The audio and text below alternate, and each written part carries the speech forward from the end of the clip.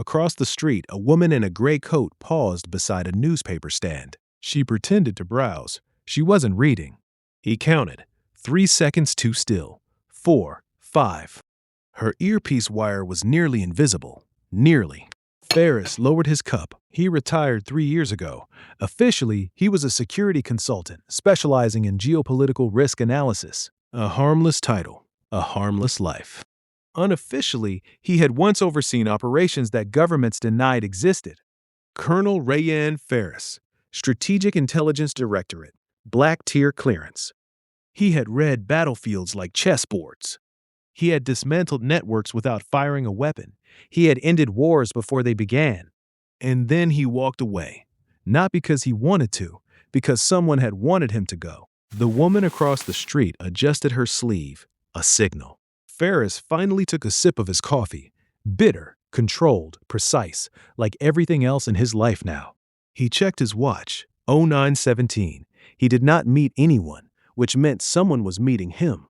A delivery truck rolled past, briefly breaking his line of sight. When it cleared, the woman was gone. Predictable. Crypted data keys, a folded sheet of old paper. The paper was not operational documentation.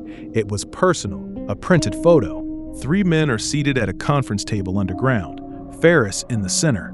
On his left, Director Hassan Al-Karim, deceased, cardiac arrest.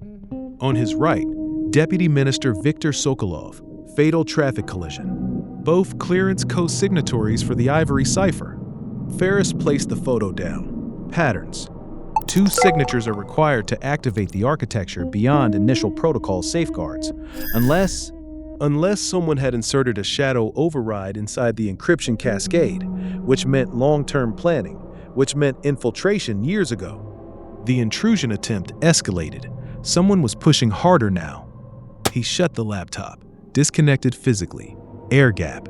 If they wanted access, they'd have to come physically. He checked the time. 14:22. Too soon for a random probe. They knew he was awake, which meant his earlier call had been monitored. Internal leak confirmed. His phone vibrated. Unknown encrypted channel. He answered without greeting. A woman's voice this time. Controlled. Measured. Colonel Ferris. He didn't respond to the rank. "You're Duval," he said. A fractional pause. "You've done your homework. You're running Paris response." "Yes." "What do you want?" "Clarification." "You won't get it over unsecured lines. This is secure." "No," he replied calmly. "It isn't." Silence. He continued. "If the cipher surfaced via artifact detonation, then Phase 1 is symbolic disruption. Phase 2 will be systemic leverage." "You sound certain." "I wrote it." "Meet me," she said. "No, that wasn't a request." "That's unfortunate." "Then understand this. 3 additional anomalies just triggered in Brussels, Ankara, and Vienna." "Financial?" he asked. "Partially. Also diplomatic authentication loops." So it was spreading. The Ivory Cipher wasn't a weapon. It was a destabilization engine. And someone had removed the governor. Ferris walked to the window. Below, a dark sedan had parked across the street, engine still running. He smiled faintly. "You're about 8 minutes behind," he told her. Behind him, the hallway floorboard creaked, not the building settling. Wait, measured. Someone inside. He ended the call without warning. The lights went out. The first mistake the intruder made was assuming Ferris would reach for the gun. He didn't. He stepped sideways instead. A suppressed shot tore through where his head had been half a second earlier.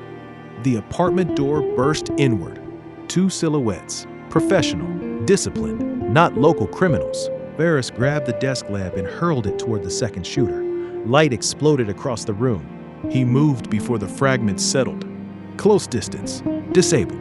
The first attacker adjusted their stance to compensate for darkness. Ferris was already inside the angle, elbow to throat, weapon redirected, 1 suppressed shot. The second attacker pivoted. Ferris felt the air shift before the strike.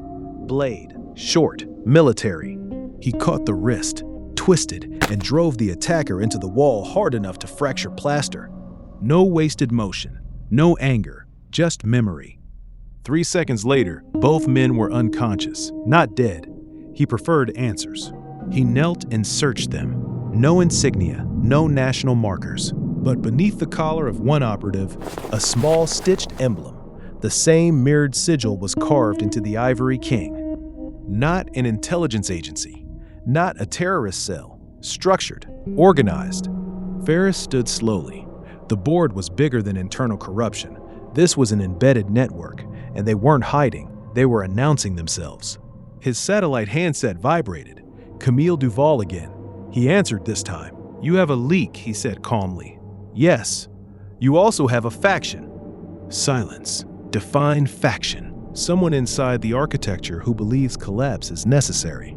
A faint intake of breath on the other end. "You're suggesting ideological acceleration." "I'm suggesting design." He looked at the unconscious men on his floor. "They've been planning longer than you think." Outside, the sedan's engine cut off. Doors opened, more footsteps. Duval spoke again, quieter now. "Where are you, Colonel?" Ferris reassembled his sidearm. On the board.